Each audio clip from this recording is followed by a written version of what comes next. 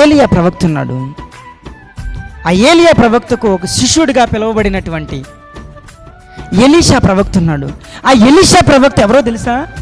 చాలా గొప్ప ధనవంతుడు, ఎంతో విస్తారమైనటువంటి భూమిని కలిగినటువంటి వాడు ఎలీషా. పరిచర్య కొరకు పిలువబడినప్పుడు ఎలాంటి పరిచర్యను చూస్ చేసుకున్నాడు తెలుసా? లీస్ట్ పరిచర్య. అంటే ప్రవక్త భోజనం చేసిన తర్వాత అతని చేతుల మీద నీళ్లు పోయటకు కూడా వెనుకాడలేదు. 100 కంటే ఎక్కువ మంది శిష్యులు ఉన్నారు, కానీ ఎవరి పేరు దేవుని గ్రంథమందు రాయబడలేదు. కానీ ఒక పేరు మారుమోగిపోయింది. ఆ పేరే ఎలీషా. తగ్గించుకోవడానికి అనుకున్నాడు.